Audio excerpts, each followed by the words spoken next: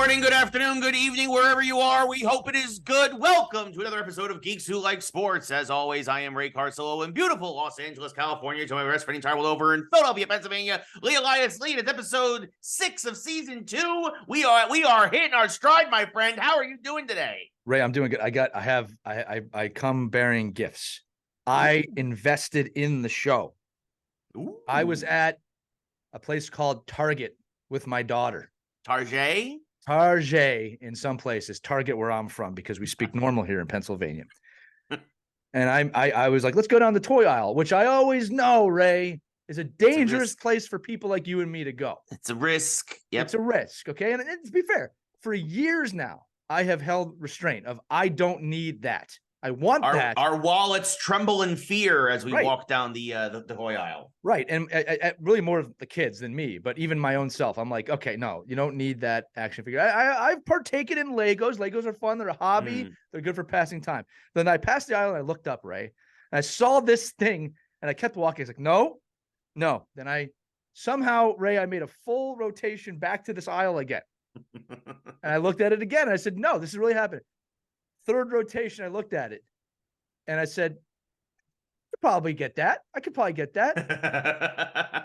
And then I started justifying it in my head. I was like, okay, and I'll start giving hints now. I was like, well, that'll look really nice on set, right? I was like, that's a show that's coming back that I'm excited about.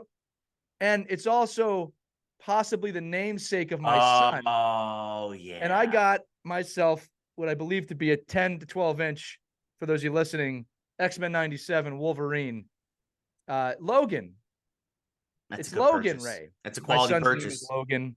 Yeah. Logan Leon, which means Logan the Lion when you add the Spanish in.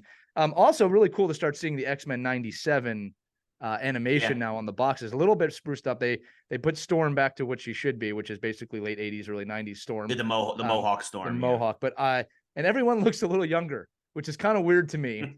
I didn't know you could make them look young. And Jubilee looks older, which I don't get. But you can see snarling Wolverine. Ray, I have bought myself Wolverine. I think it's okay.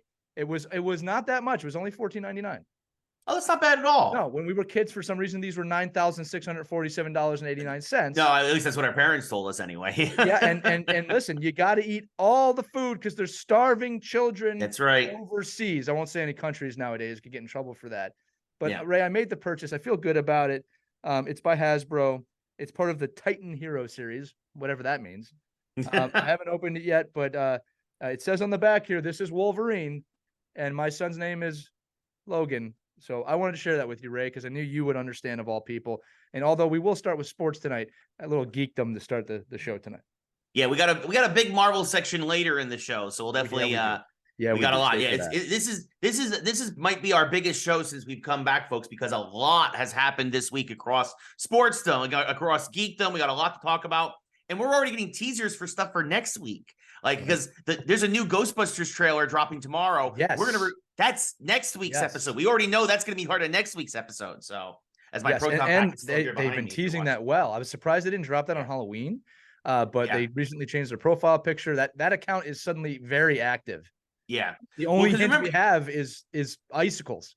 That's the only hint they've given us. We know it's going to be set around Christmas time, right? We know that the film is set around Christmas time because originally the film was supposed to release around Christmas, but then because of obviously the strikes and everything else going on, it's been delayed till the end of Q1, I think sometime in March of 2024. Yeah. But, so it's going to be a wintry themed Ghostbusters, and I, for one, cannot wait to see what this trailer is like tomorrow. But that's next week's episode. That's next week, and we will talk about this later today about why that's more exciting than some Marvel things right now. Yes, and we'll get into that Marvel stuff later. But first, we're going to kick things off with sports and the end of the baseball season. The World Series has concluded. Thank God. The Texas Rangers, for the first time in their 63-year history, have won the World Series. Of course, over 50 of those years in Texas. The first 10 they were in Washington, D.C. as the third iteration of the Senators. But just saying, you're a geek. Specifying, who likes sports. Yes, exactly. So a long-suffering franchise that has finally put it all together. They won in 5 games over the Diamondbacks. And really, we talked about this when we did our analysis, that it looked like the Diamondbacks were just kind of happy to be there, whereas the Rangers were there on a mission, and they completed the mission. They are World Series champions. A lot of great stories that came out of this. But Lee, any quick initial thoughts before we go straight off some fun stats from the series? I will pat us on the back, Ray. I think we both predicted the Rangers would go the distance to get there. I don't think we picked the winner, but I think that's a big deal. I mean, we got it almost 95% of the way right. And I believe you picked them to win the World Series. So congratulations. And look, anytime a team wins their first anything, especially a team that's been around that long, it's very special. So as a coach, congratulations to the Texas Rangers. That's a huge deal anytime you win it. Very proud franchise. A lot of political backing of that franchise, but for the athletes there, I'm happy they won. Yeah. And also this is right now, we've now 3 out of 4 in terms of major championships. First time winners so far. The Stanley Cup this year was a first time winner with the Golden Knights. The NBA championship, first time winner with the Denver Nuggets. World Series, first time winner with the Rangers. The question now is, who can possibly win the Super Bowl that possibly for the first time? So not only that, Lions pick starts to get more and more interesting there. Right. But we'll get to that in a bit. I'll predict now that will not happen. It's probably not going to happen. It's unlikely. But fun stuff in the World Series. Will Smith, the reliever for the Rangers, he's now won 3 World Series in a row. He's kind of the Patrick Maroon of baseball. Nice reference. Yes, thank you. He was a Braves reliever, then he was an Astros reliever, and now he is with the Rangers. So he's won 3 World Series in a row. That's so the insane. Yankees should make him a priority to sign this offseason. It's the most Yankee thing you could have said. Honestly, yeah. Corey Seager wins the MVP. He's only the 4th man ever to win multiple World Series MVPs. He's only the 2nd position player to ever do it. The other one was Reggie Jackson, who won with the Athletics and one with the Yankees. And Seager is the first man to ever win it in both leagues. Of course, went with the Dodgers in the National League, and now the Rangers in the American League. Bruce Bochy becomes the 6th manager to win 4 World Series all time. Great for him. He's first ballot Hall of Famer. Great for him to come back out of retirement in his first year out of retirement, because he retired from the Giants, took 3 years off, did some World Baseball Classic stuff, and was like, I really miss this. Signed a 3-year deal with the Rangers in the offseason. Won the World Series. And won another World Series. It's insane. I think, Ray, we do have to mention that experience factor really does play in championship atmospheres. You know, when you have guys that have been there and know what they're doing, this is one of the reasons the Patriots were so good for so many years. They just knew how to win. And you got a lot of experience. I'm looking at all the stats you just said. I'm also shocked that Seager's the first one to win it in both leagues. I mean, again, when you look at the history of baseball, it hasn't been that long that players have been able to kind of jump around. Like, I think a lot of people make that mistake. It hasn't been that long. It's only been since like the 70s. I was going to say, it's only about really been since the 70s, about 50 years, really, where free agency's been very prevalent. Right? Yeah, but I mean, that's amazing when you think about it. That's the first time that's ever happened. Yeah. I actually didn't remember that till you said it. And I was like, oh, we should talk about that for a second. But amazing a run here. Also, we got to note, I mean, how bad the Rangers were for several years in a row. I mean, it's amazing when you see it turn around. Experience matters. They lost 100 games as early as 2 years ago. Yeah, so. Experience matters. Yes, absolutely. And yeah, and a lot of losing players, experience, I call experience. Well, and Bruce Bochy, a lot of players going to back to your point, credit Bruce Bochy and his attitude of somebody who has been there before. Right. As a kind of guiding force, right? This is a relatively young team. A lot of these guys don't have a lot of experience on that team, but he does, and he kind of was able to steward them to a championship, and really just aside from the Astros ALCS, really kind of rolled over everybody. They rolled over Tampa Bay, they rolled over Baltimore. They rolled, again, they struggled against Houston series was interesting, and then they rolled over Arizona. 5 games. It was a short World Series. Well, look, it comes down to belief, and this is a tough one to describe, verbally, I guess, but I've said it before. When you believe you're a team of destiny, it is very hard to derail that. Unless you run into another team of destiny, right? Which that does happen from time to time. Don't get me wrong, but it's one of those things, and this is where the experience comes in. Is we talk about just being happy to be in a place. I'm always fond of telling my players in any championship atmosphere, do not stop until they put the trophy in your hand. Yeah. All right. If you settle, especially at a championship level, you are going to get eaten alive. Yeah. You just cannot stop. I told that great story about in hockey when Zdeno Chara was on the bench and Patrice Bergeron, this is in the 2011 Cup final when they won, was telling him, get on the ice, get on the ice. And Chara famously kind of says, why? Like, what are you talking about? He didn't realize there was 2 minutes left in the game and they were about to win the Stanley Cup. He was so focused on, he said after the game, I wasn't even looking at the clock. I had no idea how much time was left in the game. Yeah. Right? You don't stop till they put the trophy in your hand. Experience can make a young team believe that. Yeah. And that's what they did in Texas. Yeah. And another thing is now, Texas, this I don't want to say this could be beginnings of a dynasty, but it could. This is a team that is stacked. A lot of these guys are signed long-term. Mm-hmm. It's going to be interesting to see who comes back, who doesn't. Obviously, remember, they signed DeGrom to a big deal. He missed half the year with Tommy John. He's not going to be back till next year. There's an argument that the Rangers could be better even next year compared to this year. As long as it's not the Astros or the Mets, I'm fine. Yeah, me too, actually. I'm actually all right with that, too. That's my bar, Ray, right here. Also, the Red Sox. I also have to put in the Red Sox. You do need to put the Red Sox in. The Mets would be my I guess, version of it. Yeah, I say as long as it's not the Mets, Red Sox, and Astros, I'm okay with it. Yeah, it's the right team from Texas is in the final. I just have not forgiven the Astros yet. Sorry, Astros fans. I probably won't forgive them until the last couple of remnants of that 2017 they gotta be team gone. retire. I can't watch Altuve breaking records knowing. No, exactly. And they showed that home run where he goes like, I'm wearing a piece. Yeah. I was like, why are you showing me this? I don't want to remember any of this. Yeah. And then they got off easy with COVID. I hate to say that. They got off that year. Yeah, they really did. It was all a slap on the wrist. You think Major League Baseball? You want a real conspiracy, Ray? Actually, let's not do that. Did the MLB start COVID? Hot take. Hot take. No. Hot feverish take. Hot feverish. Delusional take. Yes. No, they did not. Oh goodness. But yeah, other thing, you mentioned the Mets. Need to just mention this because it's always fun to laugh at the Mets. In fact, I've been laughing at the Mets honestly for the last 24 hours. The Mets thought they were going to get Craig Counsell as their new manager. Instead, Counsell went to the Cubs on a record deal for a manager, 5 years, $40 million, $8 million a year. He left the Brewers. I'm available too, man. Maybe I should start doing it. Maybe I should switch to baseball. Look, here's the, if the Mets, as much as I hate the Mets, if the Mets wanted to pay me to be their manager, I would do it because it's easy money. You would run them into the ground in a heartbeat. That's also true. Everyone's playing a different position today. But you know who might run them into the ground next year is the Mets. Then instead hired the Yankee bench coach, Carlos Mendoza, to be their new manager. Right.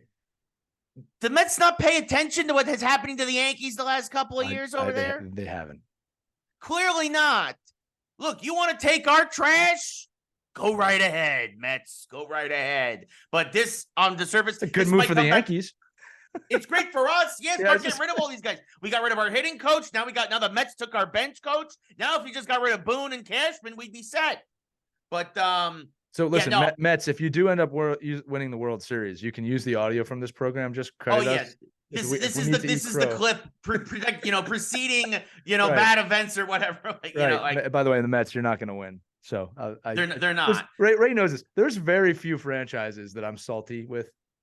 For some reason, the Mets are one of them. Yeah. I don't even get on Giants and Cowboys fans, but the Mets just annoy me. Yeah.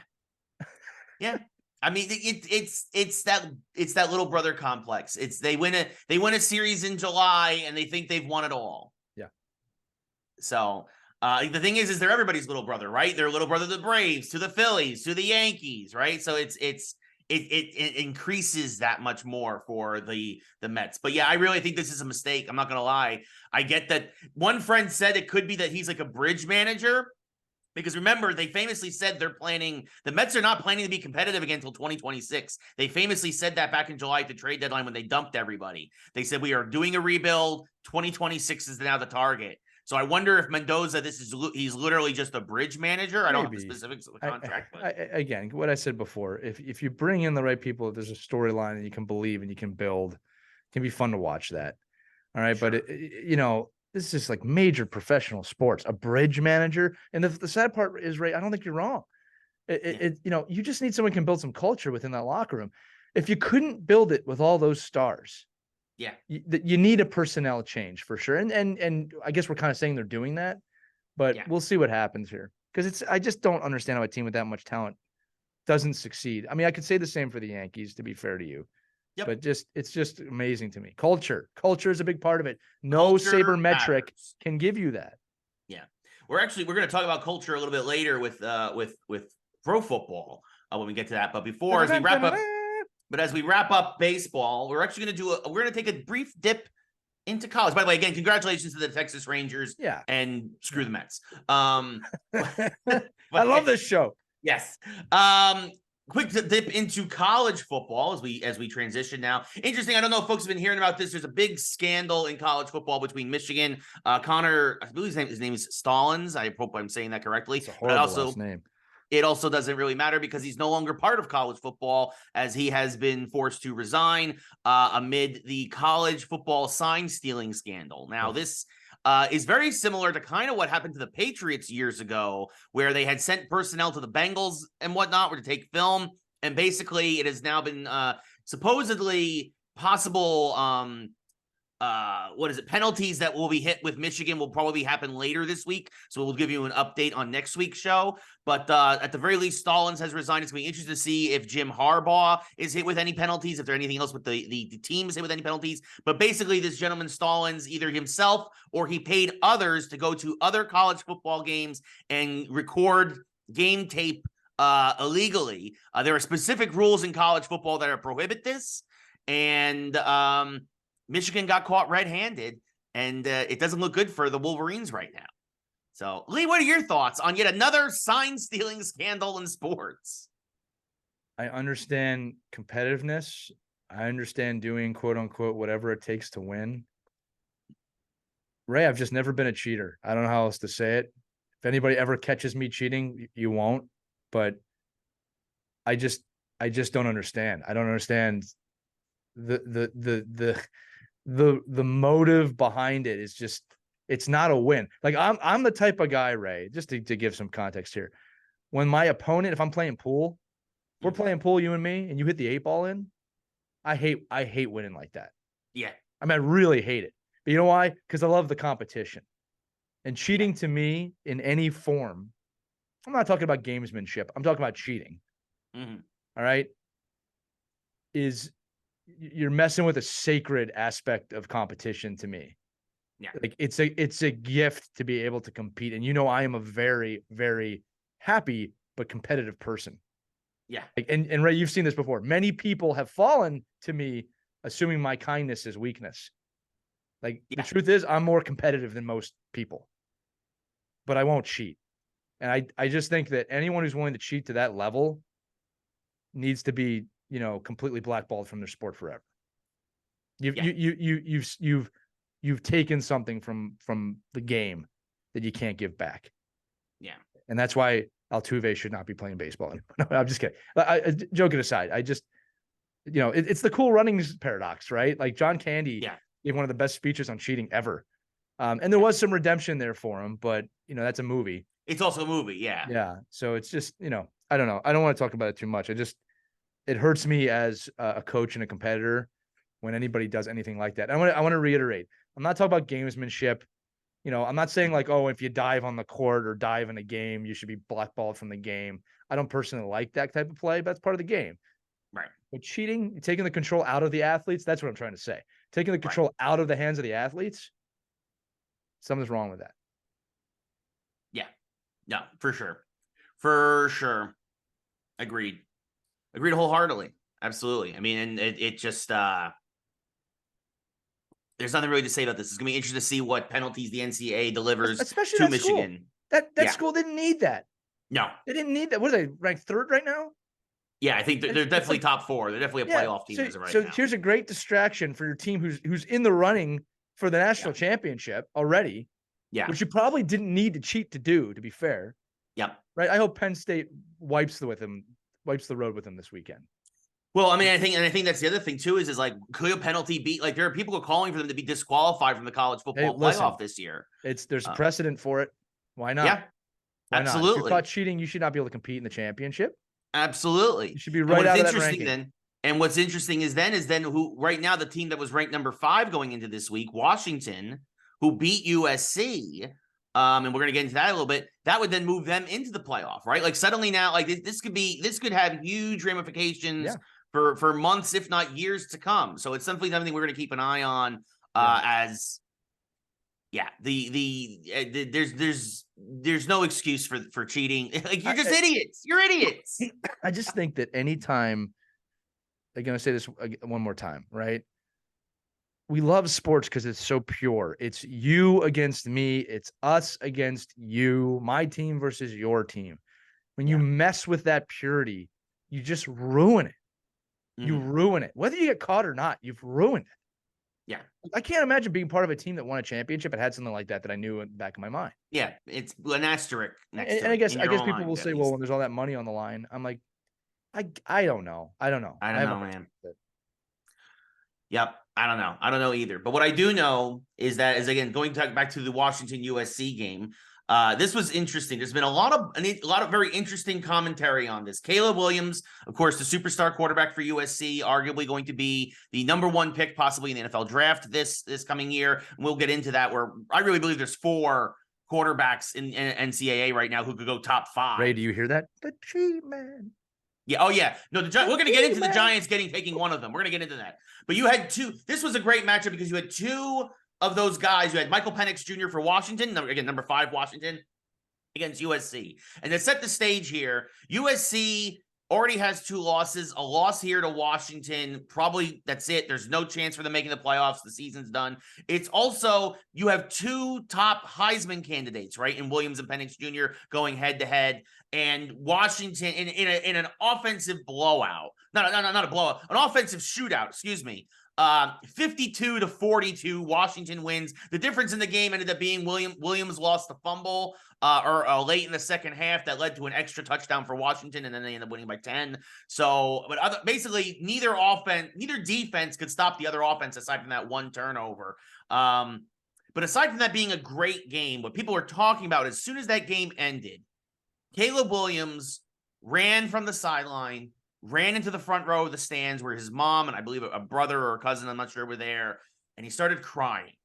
And he had his mom consoling him over this loss. The brother or someone, I'm not who the other family member was, tried to block it, tried to cover it, because immediately people are saying it's a bad look. This is terrible. This is going to hurt his draft stock. He's not a leader. He can't emotionally handle these big moments, and just completely tearing the kid apart.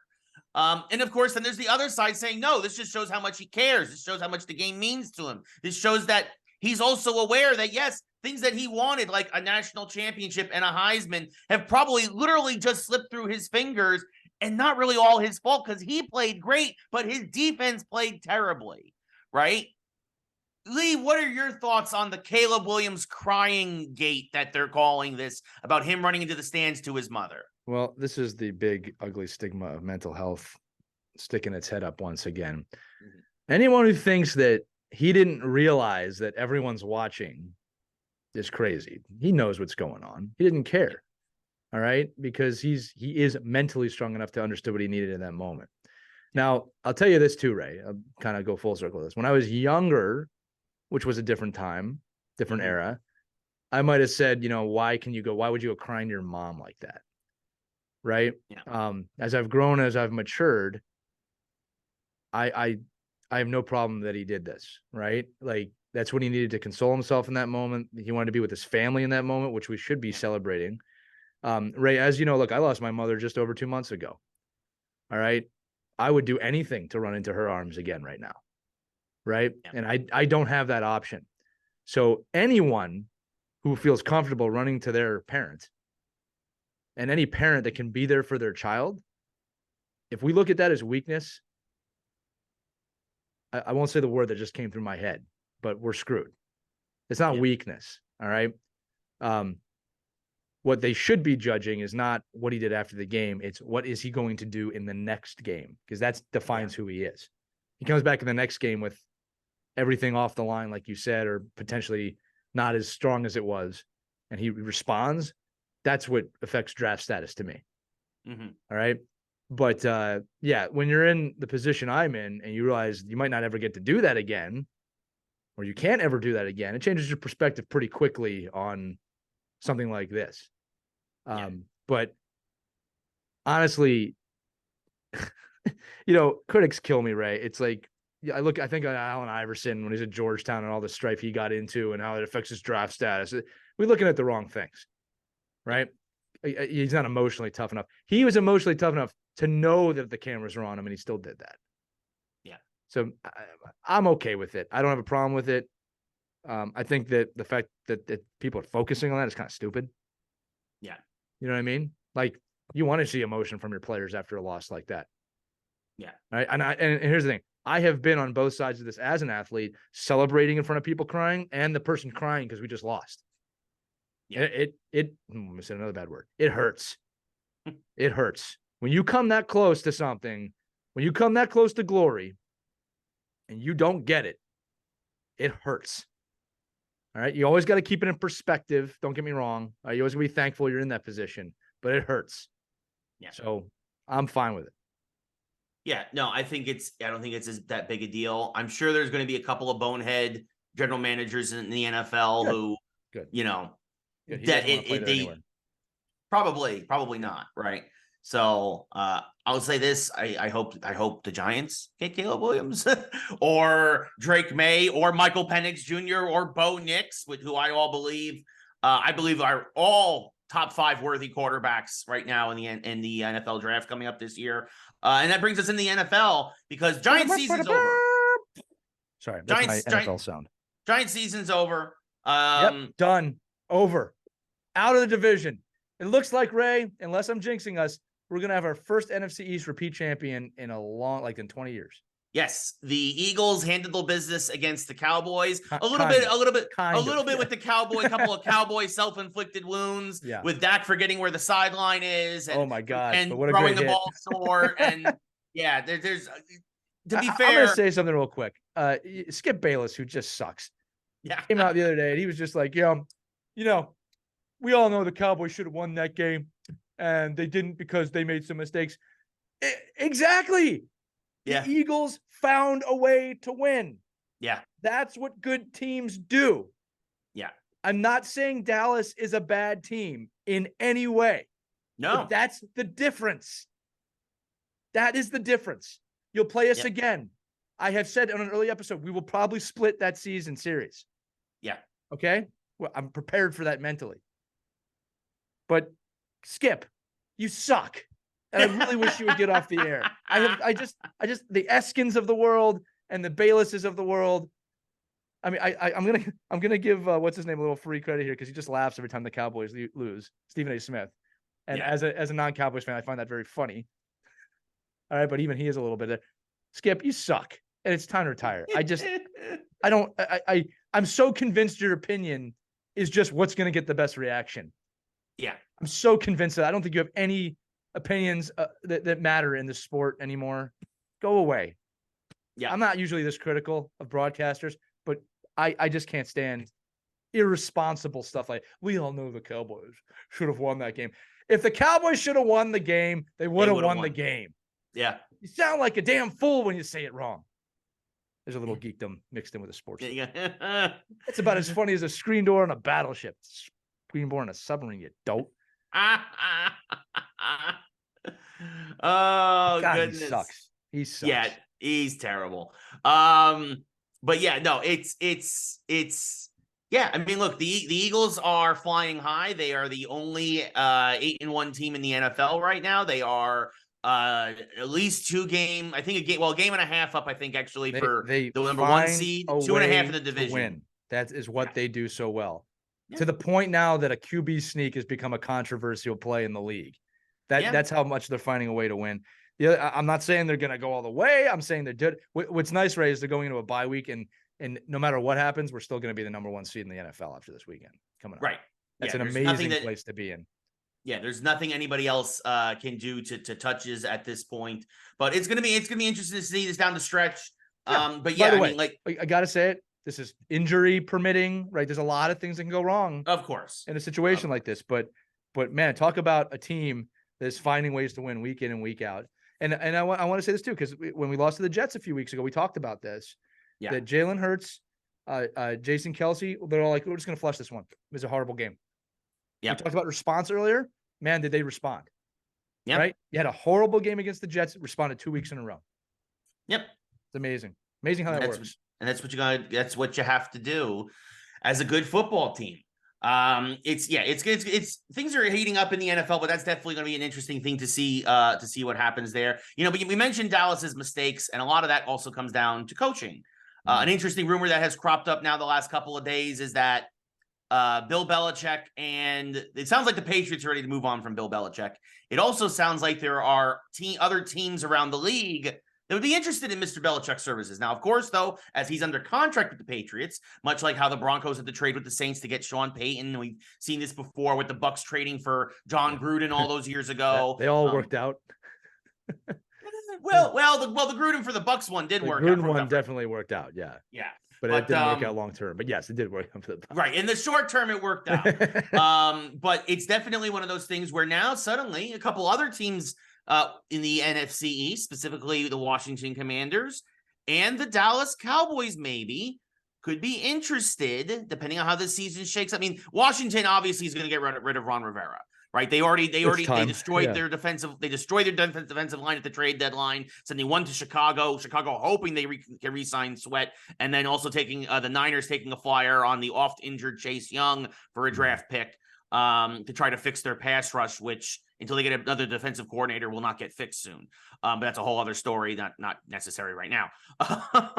But I can give you the deep analysis on why the 49er defensive the rush is not what it was the last couple of years. It's because they have a new coordinator and he's not as good as DeMarco Ryans or Robert Saleh. Are you trying to insinuate, Ray, that coaching matters? I know, right? What a concept. What a freaking concept, Ray. Yes. So, but Lee, if the Cowboys were to be the team because that's the rumor, if that Mike McCarthy's another one and done, right? It looks like Dallas will make the playoffs as a wild card team again. But if they're out in the wild card round, if they're out in the second round, divisional round, do they get rid of Mike McCarthy as another lame duck coach who's really never been able to put it together and bring in a Bill Belichick, considering Dallas has a tremendously talented team, and it hasn't been Bill's fault completely that the Patriots have stunk. It's that the talent that is there now is definitely not the talent that was there in the past.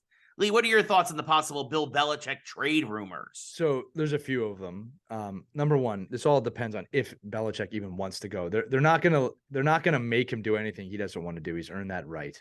So that's number one. So Bill has to see within a team the position that they can succeed with him there. Right. He's not going to go anywhere where he doesn't see that. Mm-hmm. I think Dallas has a little more of that than the Commanders do today. Absolutely. Okay. I think the Commanders are looking to build the right way, which could be very, very attractive to a Bill Belichick, depending on what they want to do and this conversations with the owners. That's number one. The second part of this is both the Commanders and Dallas and 31 other teams in the league would probably fire their coaches in a heartbeat if Bill Belichick said, I want to go coach there. Within reason. Right. Right. So you have the conversation, I'll put it that way. So I don't know. It depends on what Bill sees in Dallas, right? Yeah. Does he think he can take that team to a Super Bowl? He's not going to do anything in second place. The only thing I can think about with the Commanders is if it's presented to Belichick of, look, 3 to 5 year contract, you build the team. Yeah. He might be very interested in that if he's got the endurance. I also think that he just needs to take a year off. Right. That's my personal thing with him. He's been coaching for his whole life, basically. Yeah. Right. So take a year off and come back. Like, he clearly needs a break. Yeah. Right. That's my opinion. All right. And look, maybe he takes a year off and doesn't want to come back. I don't know. I just think that guy needs a year off. But no, I don't think Dallas moves on from their coach unless Belichick's like, yeah, I'll come. I don't think that anybody's gonna do that. Commanders are gonna hire someone. If the Commanders are smart, they're not gonna bring in a Belichick though. They're gonna bring in a young coach who can coach young guys and kind of jump on that trend now of the NFL coaches. The younger coaches are succeeding. Yes. Right. And I think that Washington's best bet is to take a slow 2 to 3 year approach and build this team the right way. Yeah. Well, what's interesting also is that the coaches who seem to be succeeding the most have actual NFL experience. Right. I mean, DeMarco Ryans is a perfect example down in Houston. And now, of course, this past week, one Antonio Pierce, the new coach of the Raiders, destroyed the Giants. But the thing is because ugly it was a terrible game. I was there in person. Yeah, Ray was in Vegas at that game. We should discuss that a little bit. How was it? Is it Lion Stadium awesome or no? Allegiant Stadium's beautiful. That's what I said. Allegiant. It is a beautiful stadium. I'll continue to say this. Every football stadium that I go to now, I makes SoFi look worse and worse here in LA. SoFi is horrible. Yeah. SoFi is not. Look, folks, it's an event venue. It's not a football stadium. Right. You go to Arizona, that is the Cardinal Stadium that, sometimes they'll do a concert there. You go to Allegiant, that is the Raiders Stadium, the big Al Davis, Eternal Torch is there, Raiders, everything silver and black. It is a football stadium that sometimes does other events. Lincoln Financial Field. Sure, exactly. I haven't been to the old Giant Stadium, used to be like that. Yeah, it's funny. I've been to almost as many. You haven't been to MetLife? I haven't been to MetLife. Wow. Well, I mean, depending on the day, it's Giants or Jets, but it is a football stadium. Well, that's good. I mean, because I haven't been there, and all I've heard is terrible things about it. It's just a big monstrosity of a stadium, but it's a football stadium. If you just to prove your point. SoFi looks like a fancy art installation that has seats on the inside. Yeah, it's very LA. Yes, it is. Listen, it is plastic and fake and has no personality whatsoever. This is the truth from what Ray is saying. 31 teams have a football stadium. The Rams have a venue, and Taylor Swift has all of them. Actually, it's 32 because remember the Rams and Chargers share SoFi. And they Don't both correct suck. me when I'm wrong, Ray. It's unprofessional. They both stink. It's because I'll say this: SoFi was great for WrestleMania. SoFi was great for some of the gaming stuff that I've been there for. It's not great for a football game, in my opinion. It's fine. It's meh. It's whatever. You're better go off going to the Rose Bowl. You're going to some of the college stadiums in the LA area to see college football. It's still a college football town. That's what happens when you don't have pro football for 30 years. So, but yeah, the Giants stink. The season's over. Daniel Jones blew out his knee.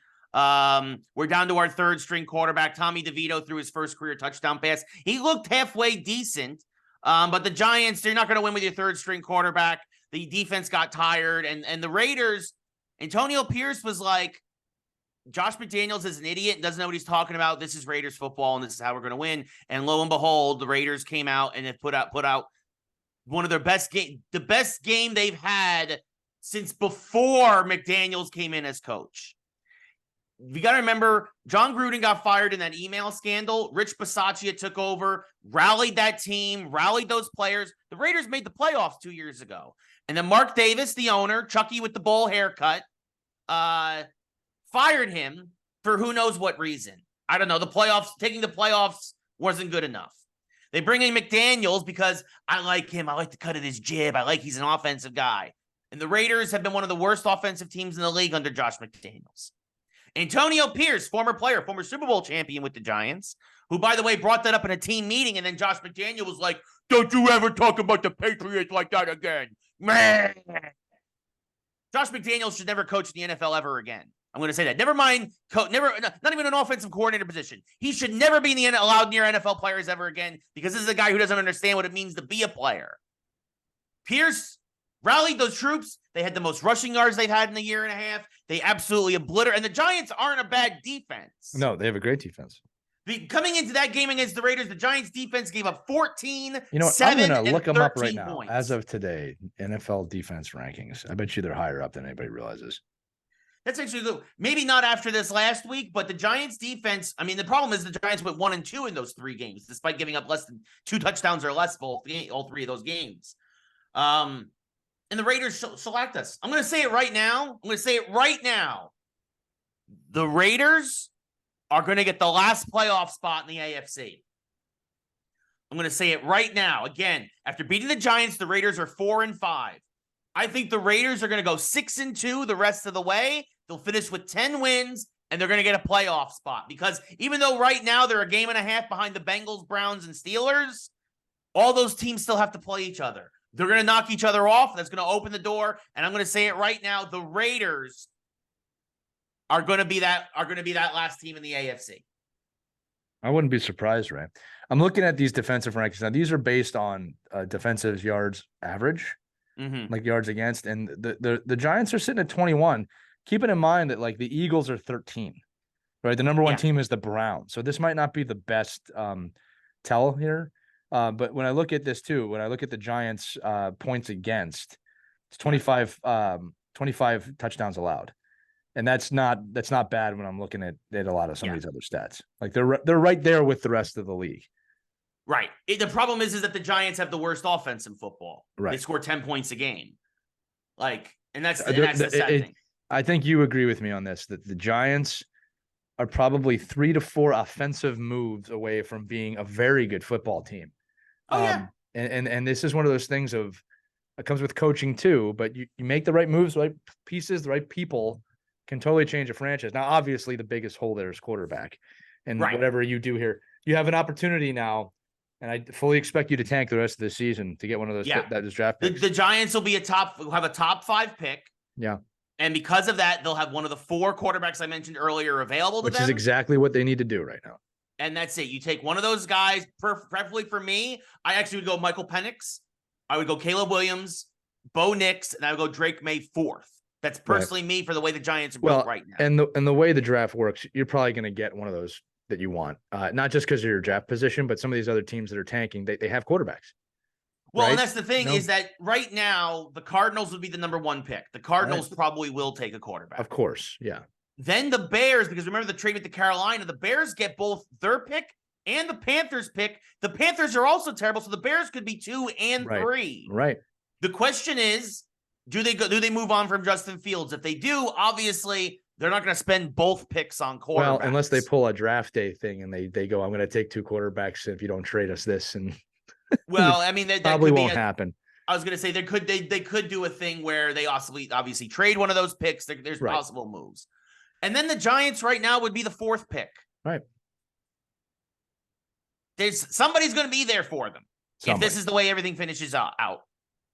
So, and then you have picks now from Seattle because you traded Leonard Williams for draft picks. You need 1 or 2 more offensive linemen, preferably a tackle and maybe another guard, and you need a legit number 1 receiver. And then to Lee's point, the Giants might not suck next year. Right. Well, they'll be in the hunt. That's what we should say. Yes, that's a good way to put it. They'll be in the hunt because, again, most of this defense is coming back. Right. So, but yeah. So there's an interesting. Mentioned the trade deadline. A couple more quick football stories we want to get to.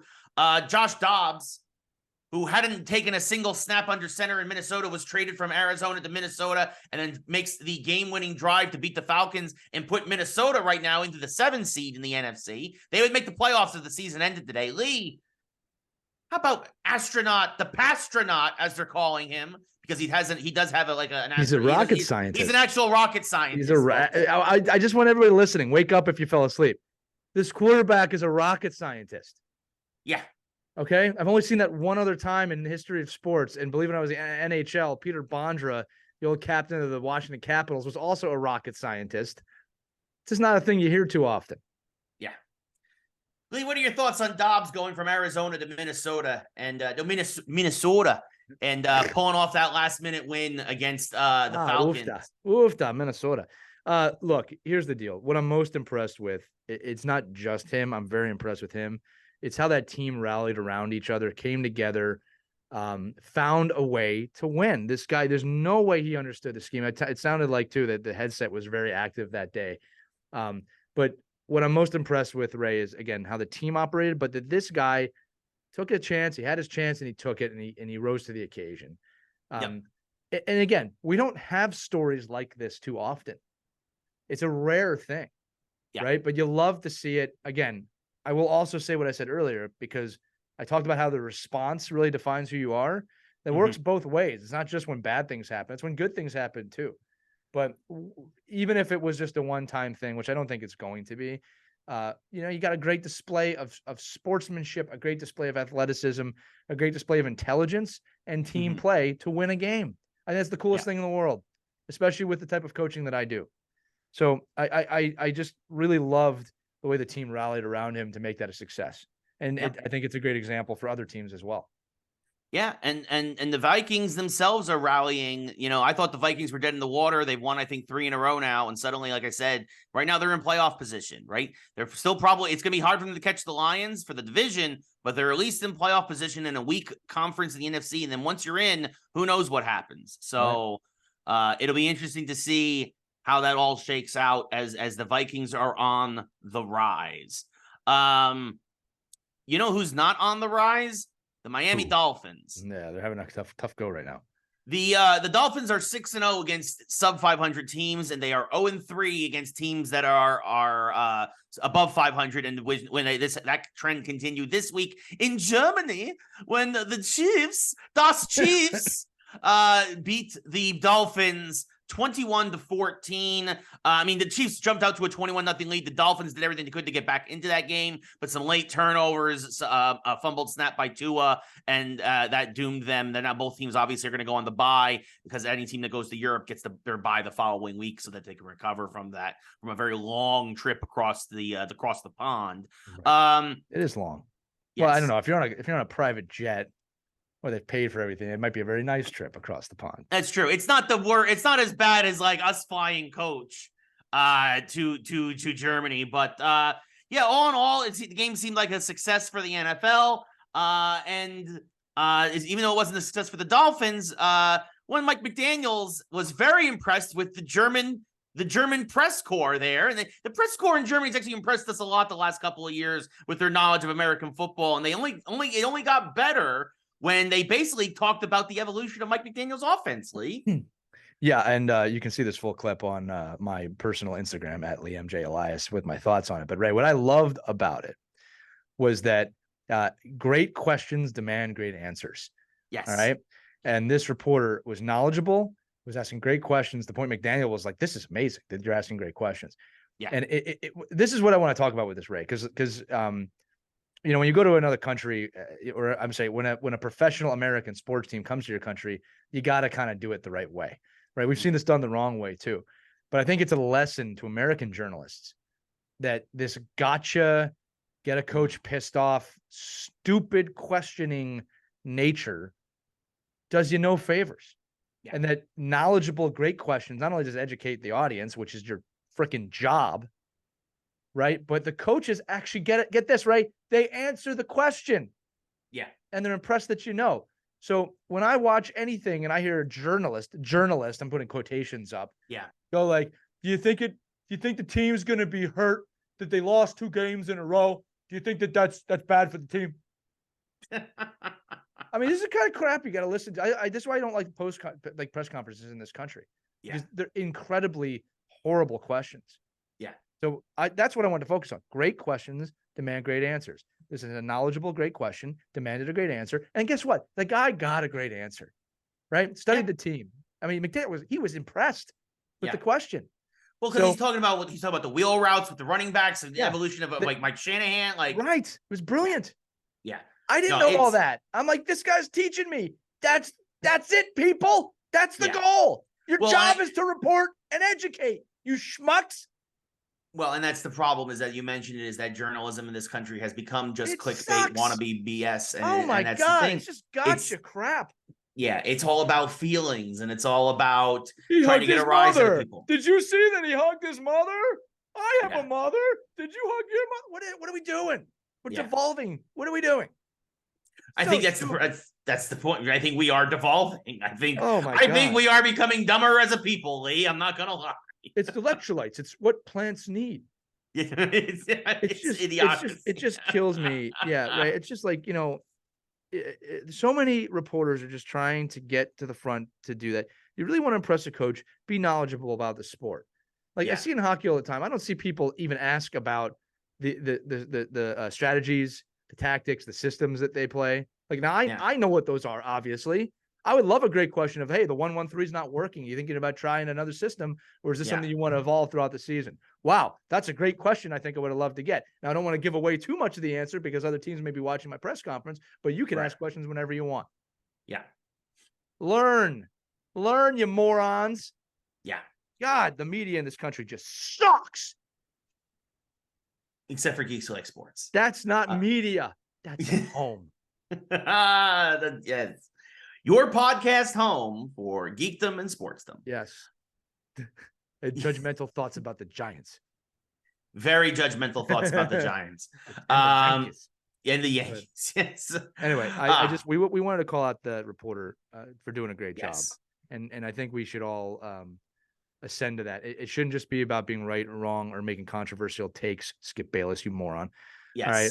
It should be and again, if just going back to the football thing again, man, if that guy had any respect, Skip Bayless, or he really cared, he wouldn't have defended the Cowboys. Yeah. I mean, it was just so lame, right? Yeah. This guy, I don't even know his name, sir, who I believe is English. Press corps in Germany, we salute you. Yeah, no, for sure. Wing. The foreign press corps is doing a much better job than the American press corps. Absolutely. Real quick, actually, that actually brings up another thing I wanted to mention. And I'm going to try and squeeze it in here. Did you see the thing going on about Eric Armstead, the linebacker for the 49ers, because he showed off his game check on social media last week? No, you should tell me about it. Yes. So Eric Armstead, the high caliber, Pro Bowl caliber linebacker for the 49ers, he's not trying to make a statement. He's trying to educate people on the business side of the NFL, to remind people that this is a business. Armstead, I did see this. Do I tell the audience? I know what you're talking about now. Is very, I mean, like a lot of great players, is very well paid.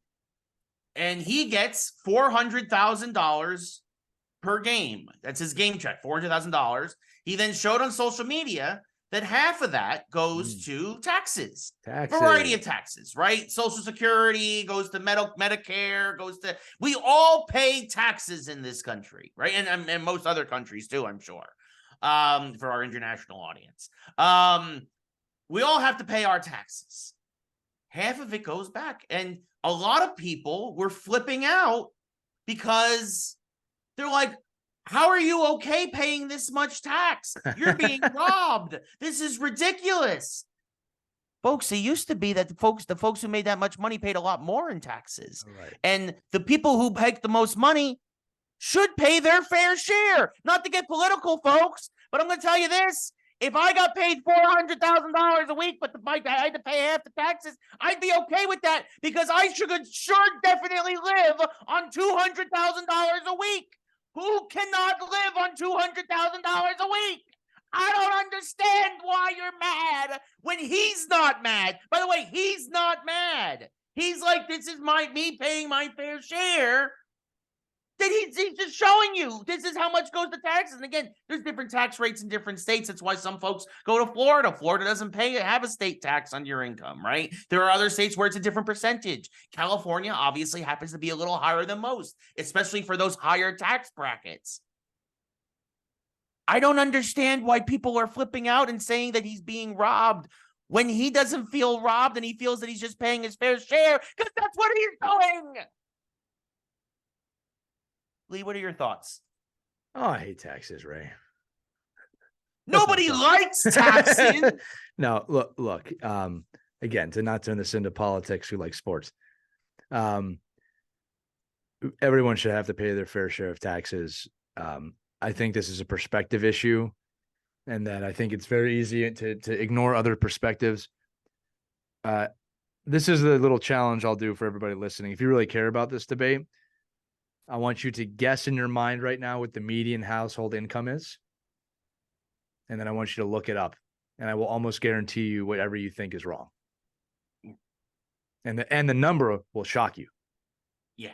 And that is why we all need to. I'll give you a hint, folks. It's pretty damn low. Yeah. And I will also say this. The other side of this, which is unfortunate, is that I don't trust the people getting the money to spend it wisely either. Well, that's a whole other. That is a whole other. That's a whole other thing. But we should be supporting each other, and I think the people that control that money don't do that. Yes, and that's not a party thing, by the way. No, our taxes are supposed to go to infrastructure and schools and education and healthcare and things that make everybody's lives better. That's what we're going to have to send this clip to Dan Saunders, who will have an opinion on it. A good friend of ours from college. Yes, and he will decide, Ray, what is right and what is wrong with what we are saying, because he is the geek who likes politics. Yes. Dan, there's your new show right there. Geeks Who Like Politics. Yes. Good luck getting to the geek section on that one.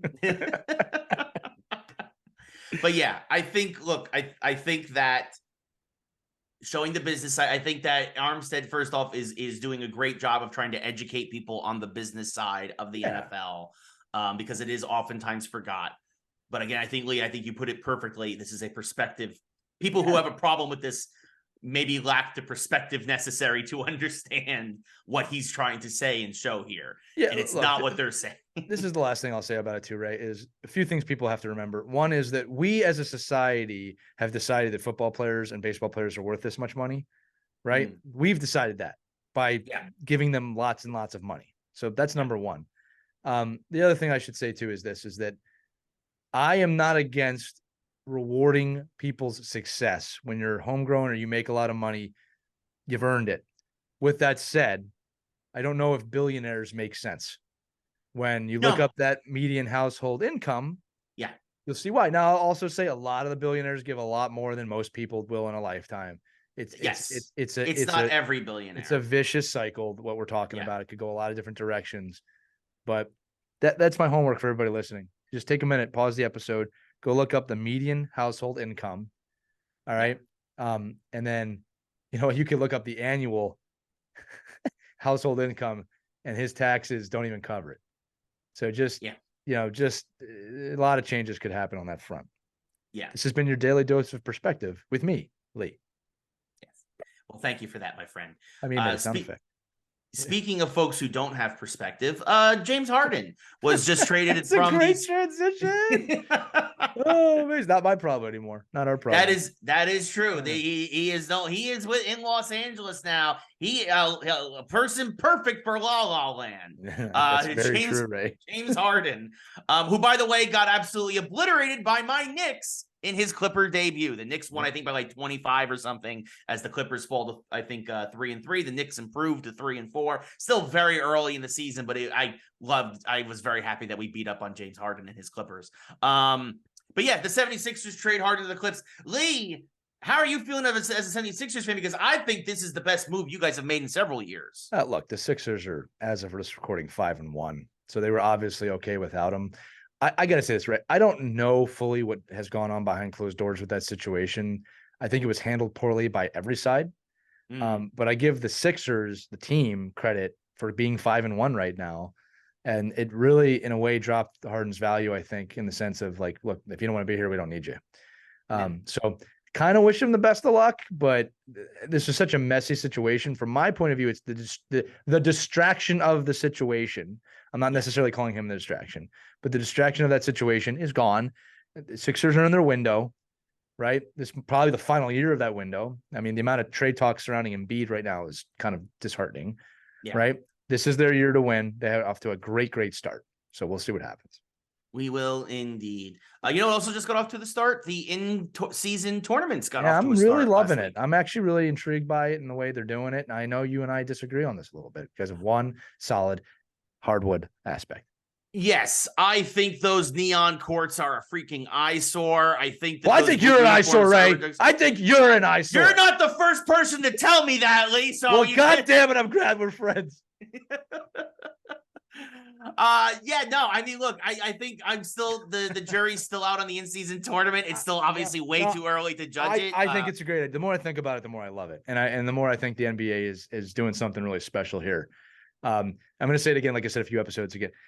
Certain teams are going to be in this thing that are not going to be strong playoff teams. And I think it's going to be good.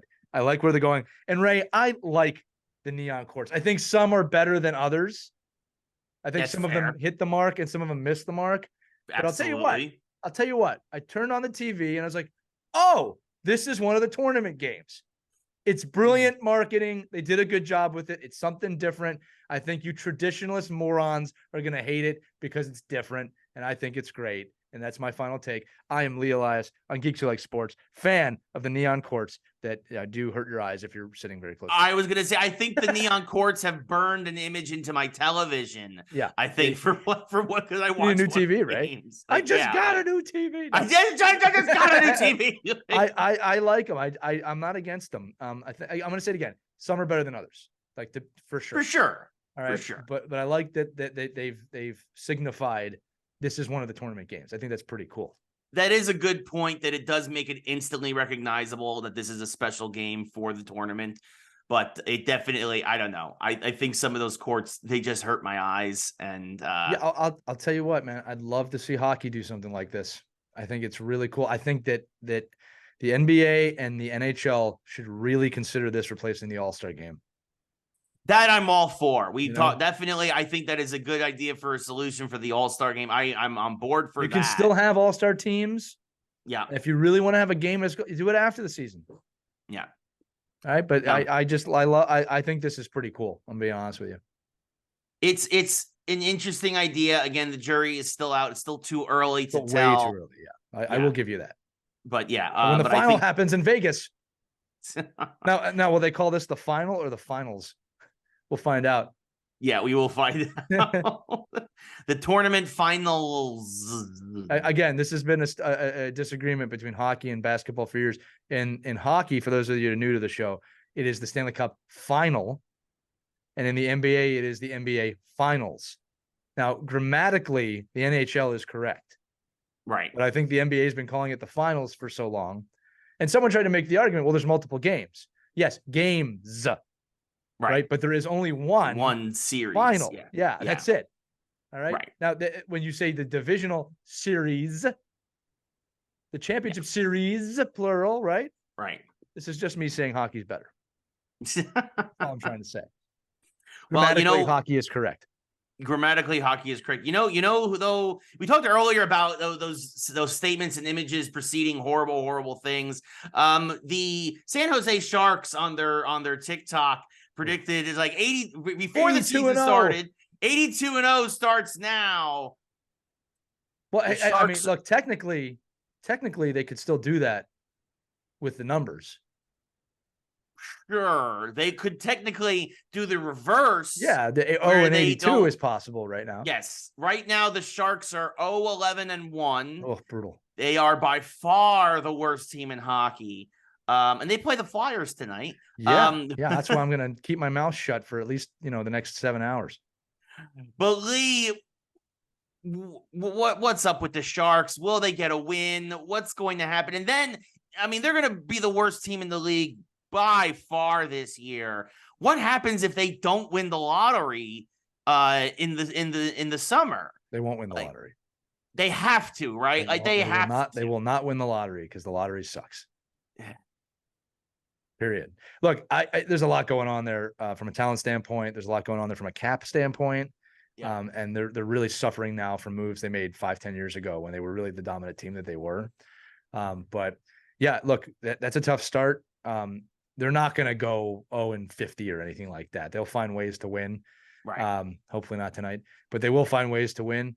But changes are coming there. They'll be picked apart at the trade deadline. And I'm not a big fan of the draft lottery, Ray. I don't think it. Yeah. I don't like it. I don't think it's right. I understand why they made it so teams wouldn't tank, but I think there's other ways to do that. Yeah. Yeah. I think it's also like you have to recognize that when teams are just really, really bad and they're not tanking, but they're just really, really bad and they need help. Yeah. Look, the Flyers, this is me talking as a fan. Flyers have fallen twice to that draft lottery when they really should have gotten different picks.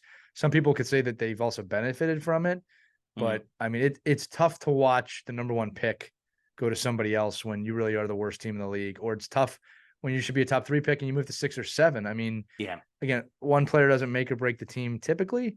If you have a generational talent like a Bedard or a McDavid or a Crosby or Ovechkin, that's different. Right. But it's tough to watch it. The Sharks are having a really hard time. And we'll see what happens. We will indeed see what happens tonight. Meanwhile, my Rangers will be taking on the Red Wings. Both of us off to very good starts. I think a little more surprising that the Red Wings are as good as they are. They've been building. They quietly got very solid. They were really bad a few years ago, but they've made some really good moves. Like they have one of those really well balanced rosters without huge names. Right. So they're going to compete. Like they're nowhere near where they were, and the Rangers have to continue to compete, although they're having some issues themselves. Yeah, a couple of injuries for the Rangers have cropped up, and I think just a really rough schedule early going in the early going. Rangers have had six of the last 7 games have been on the road, which is obviously exhausting for a team. But the Rangers are back at the Garden tonight against the Red Wings. Red Wings 7-4-1, Rangers 8-2-1. One of our best starts in a long time. Let's see if they can continue it. Please continue it. Please, I need somebody to win. Please. No sympathy, none. I know. It's fine. That's fine. I still really need the Rangers to be good this year. No. I ain't going to get the Rangers to be good this year. If the Rangers make the Cup final, you need to fly back to the East Coast. Deal. Sold. Deal.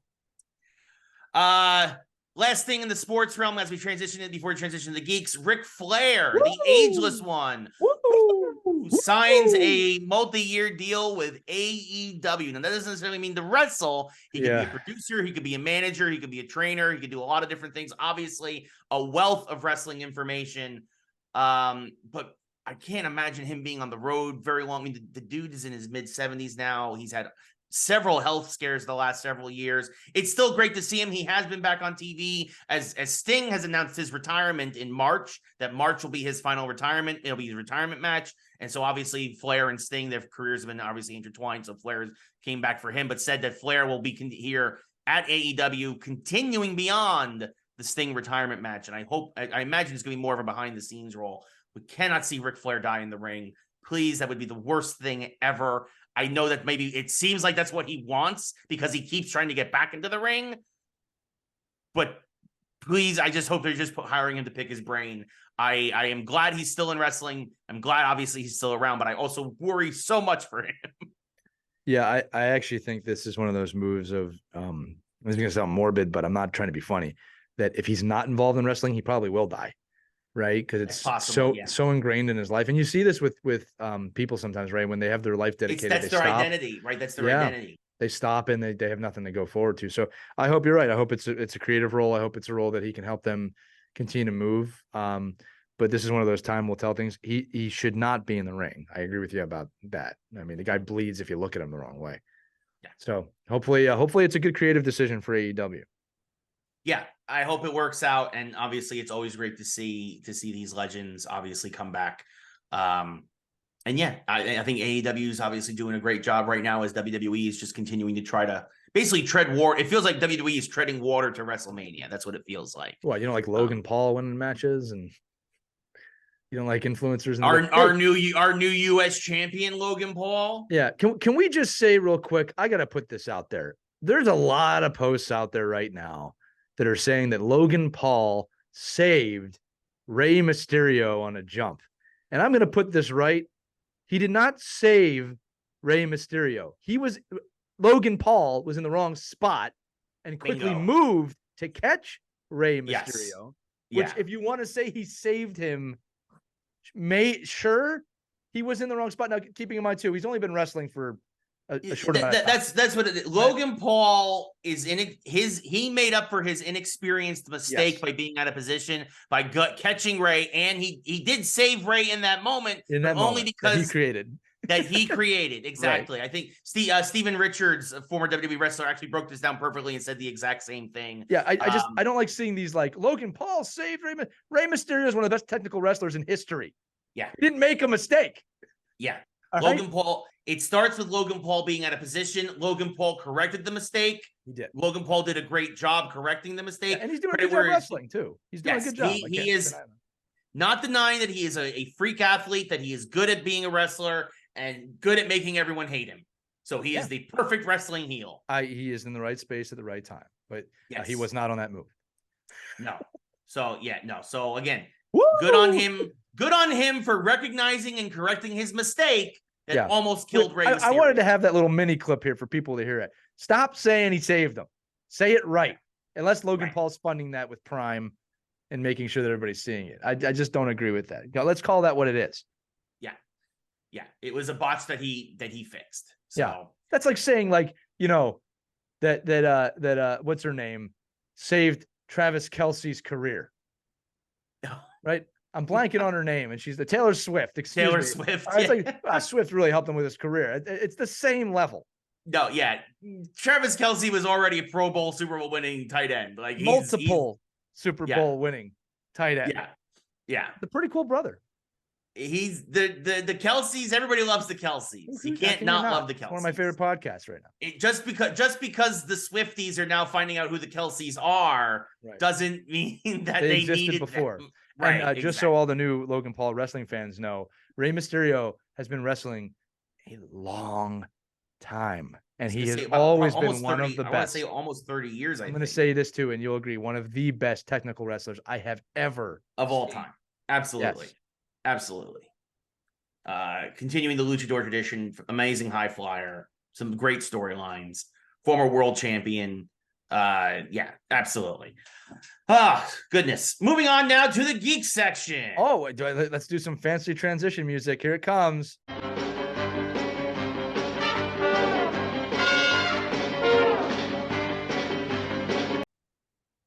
We don't know what they picked. They might not have put anything in there. It could have been an awkward silence. Yeah. But we do this for you, the listener, to make sure you're paying attention. Producer Caitlin, she's on the ball. She's watching. Probably. She's listening. She just thanked me for making her have to edit something into the episode. Note the time. This is the time where Caitlin gets mad at Lee. There you go. She also producer Caitlin mentioned that we talked about mental health earlier. It is also men's mental health month. Yeah, November. Yes. I have a mustache. I used to have a mustache. I remember your mustache. You wore that well. Thank you. Yeah, every time I saw you, I expected to be like, hello, Lee. You see? There we go. Welcome to Geeks Who Like Sports. Yeah. So I've gone back. Caitlin says I should grow it back. It's a mixed bag. Some people like me being clean shaven. Some people like me with the beard. So yeah, when you're bald, you have to have a beard.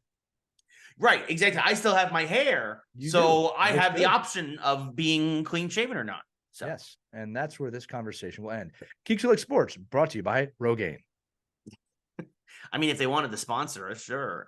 Yes, not only am I a member, but I'm a failed client. And Caitlin mentioned, yes, it is funny. Yes, exactly. Caitlin Lee has no option. I could grow it out. What I have, it's just gonna look ridiculous. It's gonna look weird. Yeah, sometimes I want to do it just to see, and then here's a really quick story as we transition, Ray. When in the beginning of COVID, I actually had COVID early on, as you know, and for 2 or 3 weeks, my hair did grow out. And I noticed 2 things. One is that, wow, there's a lot more gray hair that I didn't know I had because I've been shaving my head for several years. And then the other thing was I can never do this again. Yeah. And I'm not talking about getting COVID. I did do that again. I'm talking about letting my hair grow out. Yeah. Yeah, no, I'm starting to get there. We actually had a friend. A friend took a picture the other day. I had the bald spot here. It's just peach fuzz here, but yeah, it's getting there. A little there's sunroof. Ways to correct that. You look good. Thank you. I appreciate it. So you know what else looks You're good? You're an eyesore, Ray. No, it's kidding. I am. Yeah, that's more. That was a callback accurate to earlier in the episode. Yes, that's another way to do a geek thing. You know what is looking good though this week? Loki episode 5. Oh, what a great! It might have been that might have been the best episode. Actually, these last 2 episodes might have been the best 2 episodes that Marvel's ever made.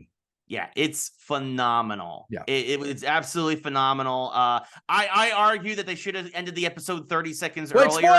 Spoiler! Oh yeah, spoiler! Spoilers! So gotta follow our rules. Spoiler! If you haven't seen Loki episode 5, go watch it. Or if you don't care, keep listening. Yeah, exactly. Or skip this. Go ahead a few minutes. Spoiler alert. Yeah. I feel they should have ended it 30 seconds sooner and cliffhangered us again. I don't. But they basically Loki. So we come back. They did come with a cliffhanger. But yes, go ahead. Yeah. Loki has started time slipping again. Basically, and he's the only person at the TVA. The explosion of the time loom has sent everybody back into their other lives, which is amazing. You find out that Casey was actually a real life guy who tried to escape from Alcatraz, that he's actually like a bank thief. Awesome. Yeah, Mobius, as we suspected, is a jet ski salesman. With kids. 2 boys. Yeah. B-15 was a doctor. Just really interesting. And basically, OB was he's a science fiction writer and he was the PhD and a science fiction writer. Yeah, exactly. Man after my own heart. Yeah. Yeah, so it just was really interesting. And then of course Loki, because he had no really previous life, that's why he stayed at the TVA, and Sylvie went back to McDonald's. But Loki and Sylvie, remember what happened. Ray, hold on. That's an assumption you just made. We don't know why Loki was left at the TVA. There could be a lot of reasons there when you unpack it. There's a reason he stayed there. Well, and again, you kind of realize that as the episode goes on, it's because Loki needs the TVA and he needs the people there, because he comes to the realization as a character who thought it was stronger to be on your own, that no, my real strength comes from being with my friends. And he gets a hold of the time slipping as the entire universe starts to unravel. Literally everybody gets spaghettified, and Loki, kind of in a throwback to the God of Stories arc from the comics, where Loki kills himself, then reincarnates as a younger version of himself, and basically makes himself a hero. Kind of similarly, kind of feels like what they're doing here, where Loki is reincarnating himself as a hero, and he has control of the timeline to a degree. And the episode ends with him going back to just before the time balloon explodes. Lee, I love what they're doing here. I think the character development of Loki over these 2 seasons has been phenomenal. He is now the most fully developed, realized character in all of Marvel, in my opinion. I think that they've written it beautifully. I think that all the characters are great. This is the best acting in any Marvel property. This is top to bottom the best thing I think Marvel has done since maybe like the first 2 Iron Man films. Yeah. Like, well, I'd say since just Infinity War and Endgame. Well, yeah, I mean, to me, that stuff was great, but also I think there's also a little bit of spectacle there, where it's like, oh, everybody's coming in a little bit, and they really rely on it. Was great, but I think that from the heart of this, right, is the best that Marvel has, has had in a long time. What they've done with this Loki, we should continue to say that. All right, is that the process and the purpose of this show was to turn Loki from a villain to a hero. And that arc is almost complete. Yes. Right. And again, it's tough. You might not remember if you haven't watched season 1 in a while, but the whole season's, you always fail. You always make things worse than they are. You are the ultimate villain. Right. And at the end of that season, we see him transition for the first time from villain to hero when Sylvie rejects him. And ever since that moment, he has been trying to save people. Yeah. Now he seemingly has a power. As he says, I can change the story. Goes back to the TVA moments before Victor Timely is killed. Yeah. Once again, we have no idea where this is going to go. Right. Okay. The God of Stories thought is just an assumption, because there's hints of that here. Right. Well, here's the thing. If Marvel TV has shown us anything, and I'm gonna be a little conservative this time around, it's that this next episode is not going to be crazy and change the entire MCU forever. Yeah. That's what people want. And they could make decisions that reverberate to that point. Yeah. But I think this next episode is going to be very focused on Loki and the TVA and solving that problem. I would love to see a scene at the very end, Ray, where Loki reintroduces himself to Thor. That would be pretty cool if I'm back again. You know what I mean? And let me tell you what happened and why I'm a hero now. Yeah. Possibly taking Thor's place a little bit, because Thor's with Love now. Right. His daughter. Spoiler alert.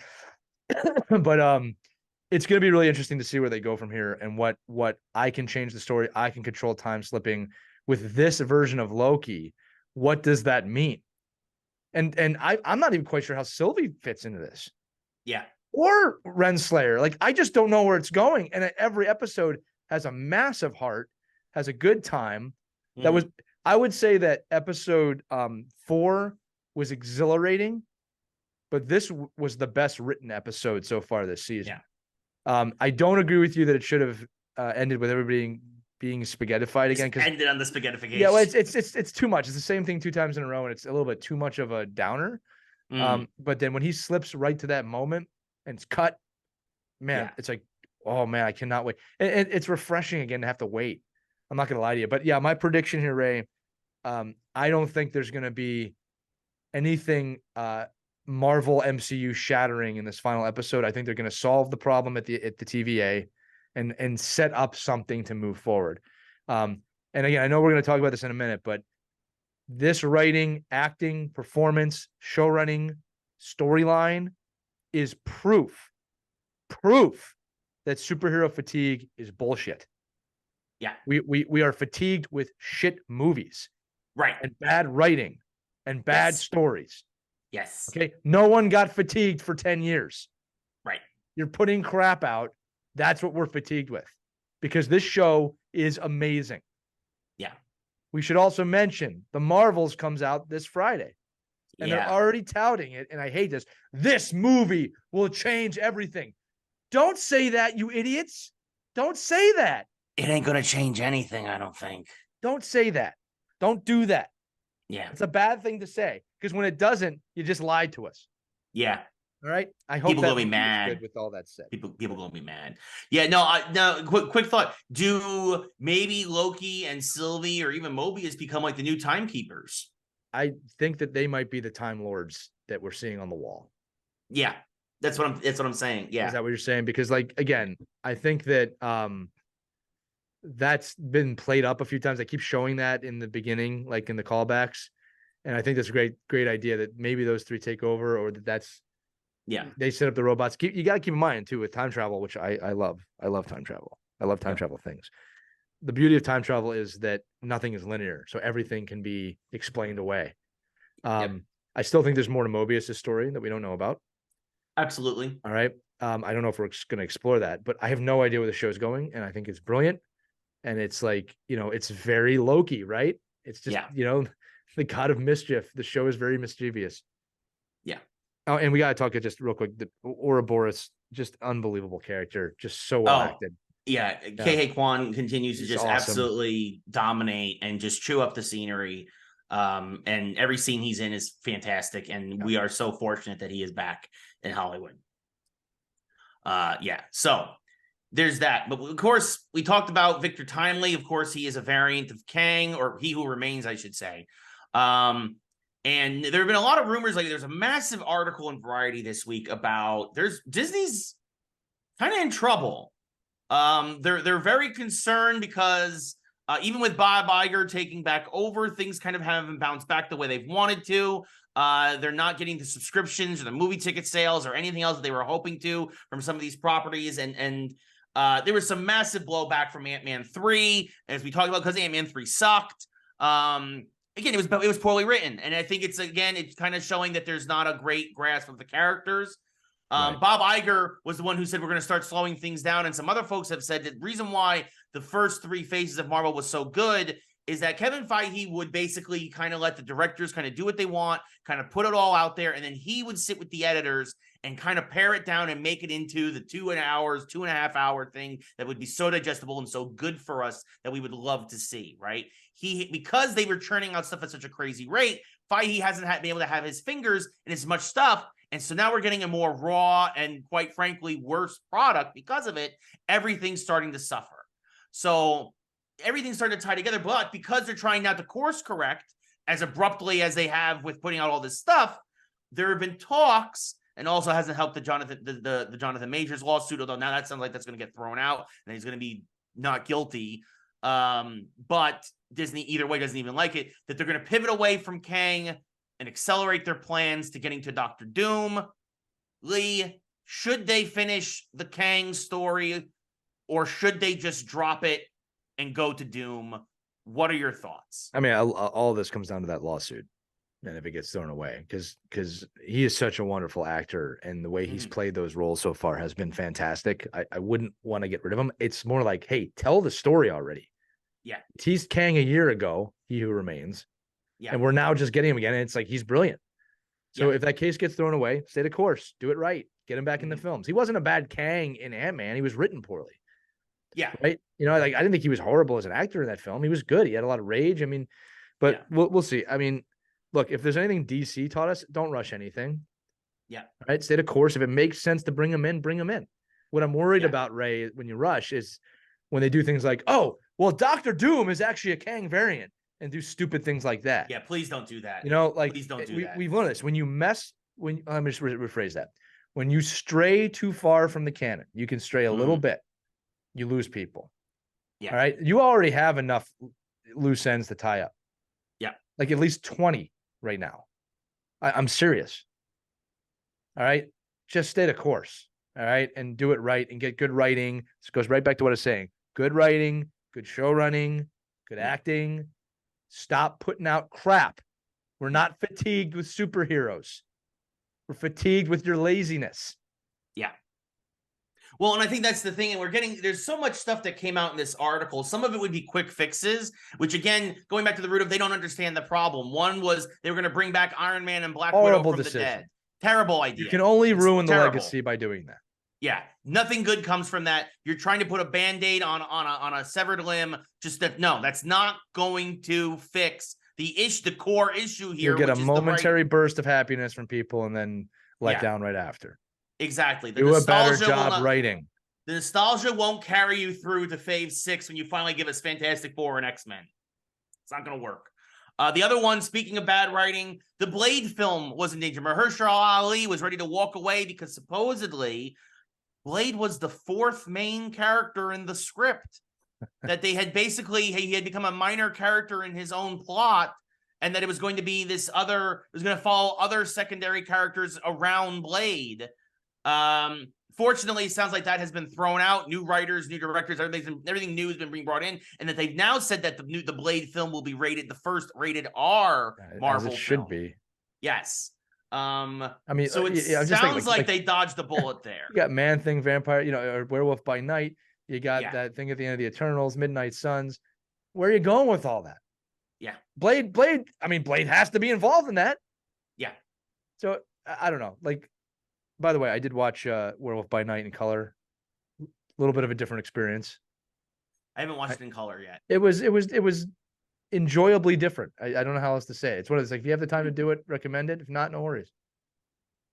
Interesting. I will definitely try to take that. Yeah, I loved Werewolf by Night. I really enjoyed it. I did too. I was watching, right? I was like, wow, this just feels very different in color.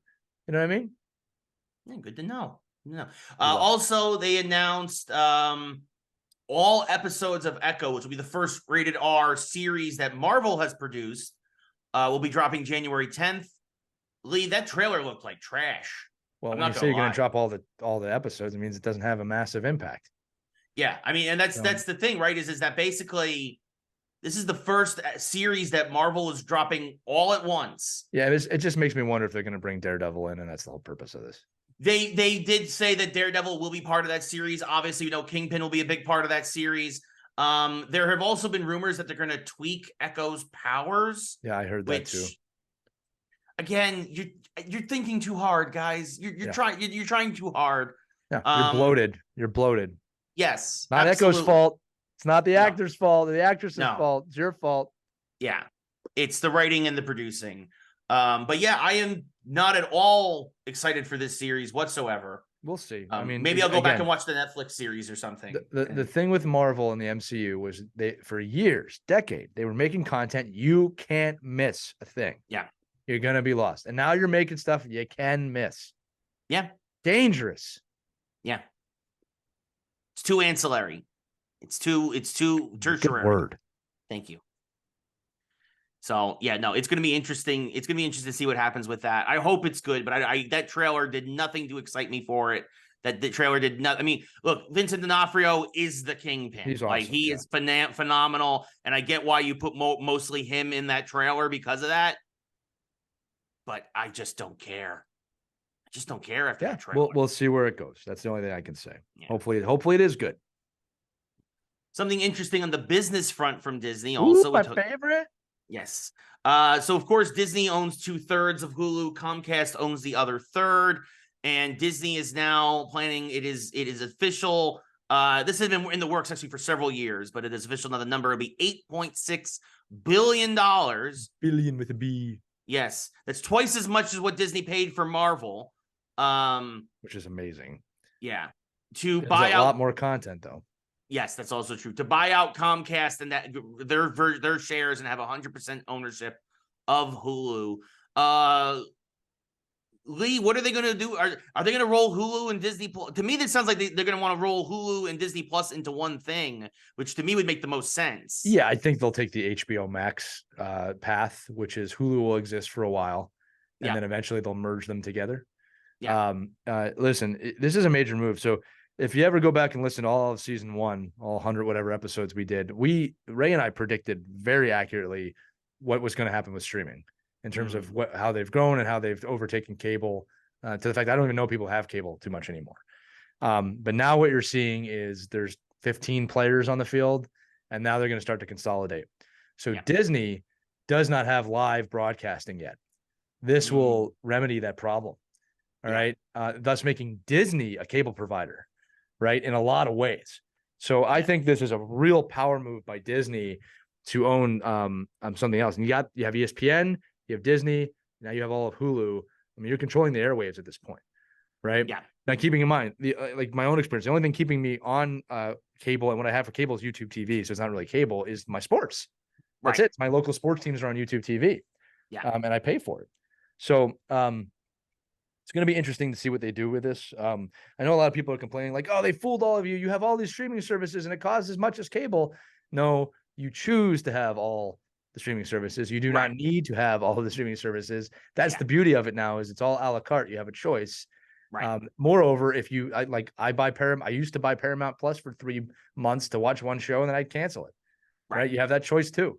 So, and you mentioned the live sports. You know, I have Sling TV basically for the same reason. But now that Hulu's also got live sports, and depending on what, it might be a time for me to also just get rid of Sling altogether, because then if I already have the ESPN Plus bundle, which is where I get all my which is good. It's a good bundle. Yeah, it is. Right. I have Disney Plus, and it might just be time to just be like, if I can get my local channels via Hulu, then that's the way to go. Yeah, it is. And that's why this is a power move. Yeah, 100%. And I again, it was HBO and Cinemax, then it became HBO Max, and now it's just Max. And I think that's the exact same thing they're going to follow. Yeah. Stupid name, good idea, but stupid name. HBO was the more valuable brand. I mean, keeping in mind too that Max basically is Disney Plus. I mean, you got your comic book movies, you got your movies. It's just Disney Plus is better. Yeah. Right. No, for sure. And even that, to your point, I don't have an HBO Max or a Max subscription. Max, just Max with the HBO A. Oh goodness. But yeah, no, I got rid of it. I can't, I canceled it. I don't have I'm not paying nearly as much as I used to pay for cable. Yeah. Bottom line. You got what you need. That's the brilliance of it. Yep. So power move by Disney. This deal will be done probably within the next 6 months. And just and then buy the theaters, Disney. Yeah, it's the next move. Speaking of buyouts, a small deal in the gaming industry. Atari bought Digital Eclipse. They made a few pretty decent games over the last few years for $20 million. Small amount of money we're talking now. Yeah, that's a small money, especially in the gaming industry. But you're starting to see this. You're starting to see this all over. Where obviously, consolidation is happening a lot more and more in games. But we're also starting to see the dark side of all these acquisitions. A lot of layoffs this year in video games, and only more every day. Ubisoft just fired another 125 people. Bungie, they were acquired by Sony. Sony promised, we're not going to lay anybody off. And then Sony, of course, completely mispredicted how popular Destiny 2 was, which, by the way, games as a service never performed to expectations. Nobody wants a game as a service. Nobody wants microtransactions, especially because, again, going back to our earlier point, your writing sucks. Right. Build a better universe. Anyway, a lot of folks at Bungie got laid off this week. A lot of drama going on there. Mostly forward-facing folks, especially, and this happened to me back in March. The first folks to always go whenever there's any kind of a merger, I think, is always the community folks, the social media folks, because usually the bigger company they've already got those people in place, and then those of us who are part of that merger or deal or whatever it is, it becomes a redundancy thing. Well, you want to control the information too. Right. So, so there you go. So interesting time for the games industry. Meanwhile, SEGA announced they're doing a game with an $800 million budget. So it's throughout 2026. Yeah, so it's an interesting time for games right now. 800 million. It's insane. That was the announcement. We'll see if that actually happens. I'm curious to see if this is just a ploy to drive their stock price up or something, to see if maybe, because I've been saying all along, Ubisoft, SEGA, I've been saying this for a while, they're vulnerable. They're vulnerable for an acquisition. I'm telling you, give it a few months, Microsoft's not done. No. So they have more money than God. Yeah, Lee, you have any thoughts on the financials of the gaming industry at the moment? No, look, I think it makes it easier when you take a 20 million, 800 million and just make it like $80 and $2 just for your own sanity. Right. To give you, but look, we've been saying this for years. There is no competition here. Microsoft owns the world on that side of things. And it's like as good as Spider-Man 2 was with Sony and PlayStation. It's like, it's just not close. Like I think we saw that post like, oh, how bad is this going to hurt Xbox? It's not. It didn't. Yeah. It's not going to hurt them. It's good for Sony. Right. All right. Sony doing well doesn't hurt Microsoft. Doesn't hurt anything. When these companies compete, it's always good. It makes sure that Xbox has to keep having games. But $800 million budget for a super game at Sega, I'd love to know what that's going to be. Yeah, I'm genuinely curious. We'll see. We'll see. We'll find out. That's Sonic ballsy. Afterworlds. I was going to say to announce it. To announce it already, that's a flex. Yeah, they must have something really, really good, or they got some kind of ploy going on. So, PlayStation, interesting little story today. They're cutting their access to Twitter or X, and depending on how you want to refer to it, they're not going to allow people to share clips from PlayStation directly to X anymore. They are no longer going to be compatible with that, which was a curious decision. People, of course, not happy with it because it was the easiest way to share clips and screenshots from your PlayStation to social media. I don't know if it's something to do with Elon or if it's just Sony making another weird decision, but folks are scratching their heads on this one because there's doesn't seem to be an obvious plus to this for anybody involved. Well, I there's something behind the scenes people don't know, whether PlayStation was going to be charged to do this. Or that X continually is transitioning into a different type of format. Right. And they don't want to be involved in that. So I don't think it's Elon per se. I just think it's the way X is going. Yeah, that's fair. And this was right before the show. I wanted to mention this. Over the last 6 months, or should I say January to June of this year, Xbox caught 16 million cheaters on Xbox and either banned them from games outright or suspended their accounts for certain periods of time. So if you were beaten between January and June of 2023 in, like, say, Call of Duty or Fortnite on Xbox, and you're like, man, this person's impossibly good, there's a good chance that they were impossibly good. But Microsoft announced that in their attempts to continually police, obviously, their system, they've banned or suspended 16 million accounts. That's it, huh? Beginning of the year. Yeah, that's like 2 New York cities. Yeah, that's a lot of people. That's a lot of people. And some of them, I'm sure, were bots and fake accounts as well and whatnot, sure. But they really, really cracked down on that. And that comes right from Microsoft. They announced that today. So that was I thought that was a very interesting statistic. Dun. Yeah. And our final story of the week, this was interesting. Lee hasn't heard it yet. I have. On the music front, and this goes into obviously the AI debate and everything, and Peter Jackson, along with the surviving Beatles, Sir Paul McCartney and Sir Ringo Starr, created the last song that John Lennon ever recorded, a song called Now and Then. He put it on a cassette 50 years ago. Obviously, it was terrible quality, and for many years, even when George Harrison was alive, they tried to salvage it and couldn't, but technology has now advanced, and through the help of AI, they were able to put together what they think would have been really that song. Obviously, both the estates of George Harrison and John Lennon signed off on this. In fact, they had their hand. They were very much involved with this. Both estates, John Lennon's son and George Harrison's widow, in particular, providing footage and archival footage for Peter Jackson to help put together the music video for the song. And I think that a lot of folks are saying this is like grave robbing and whatnot. I think if the estates are okay with it, I And I think that obviously Paul and Ringo wanted to do this. And George Harrison didn't think it was a great song, but wanted to be part of this, because you have to remember they did this before with 2 other songs when George Harrison was still alive, off of previous John Lennon recordings that had never been salvaged or released or whatnot. And I think, it's been being touted as the last Beatles song. I think if you're a Beatles fan, I think you'll really enjoy it. And I think this is a big deal for you for obvious reasons. I personally don't think it's their best work, but I still think it's impressive. I think this is actually a good use of AI.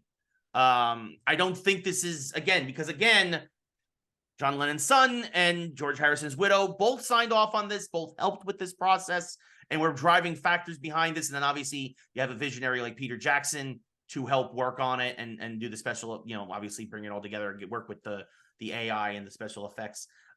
Lee, where do you fall in this the debate? Well, a few things, right? AI is a gift. I wish we would stop turning it into the dark, evil Terminator 2 plot that most people think. Expand your mind a little bit. Technology always evolves faster than a human's capacity to use it. AI is going to be a gift for mankind.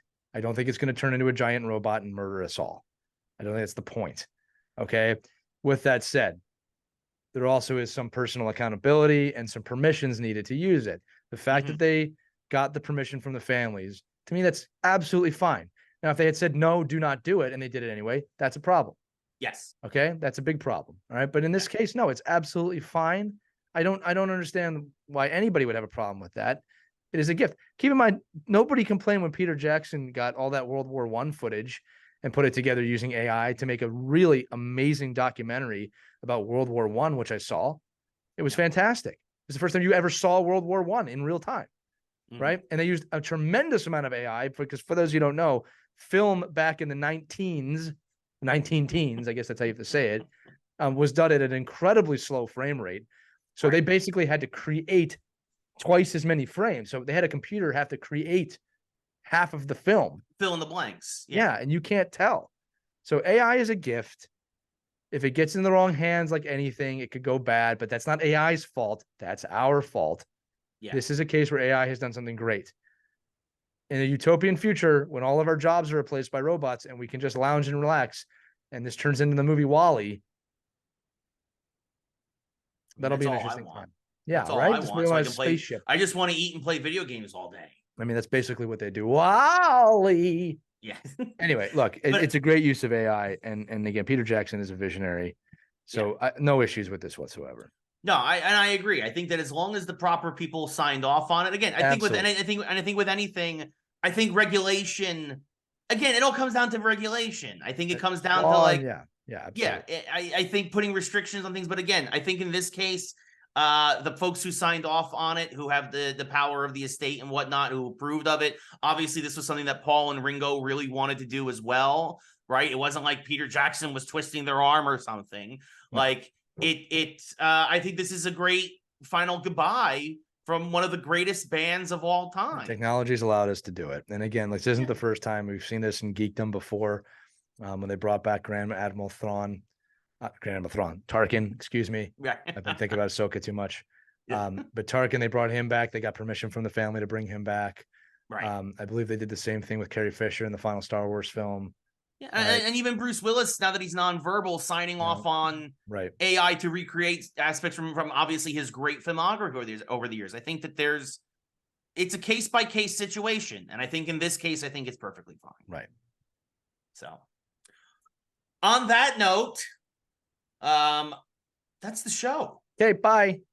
Thank you, everybody, for tuning in. As always, the Geeks Who Like Sports. This is a great episode. Again, we got a lot going on already. We already got plans for next week. We're gonna talk about the Ghostbusters trailer. Ghostbusters. I might go see the Marvels. I'm gonna try and see it. I don't know if I'm gonna see it before Tuesday, but I'm gonna try and see it. Yeah. So it's a lot easier for me because I don't have like kids and stuff. Yeah. Yeah, it's the stuff. Maybe I will go see. Let's take a little look at the calendar, because my wife doesn't listen to this show. She's not going to know unless you listen. You really listen. I'm watching you.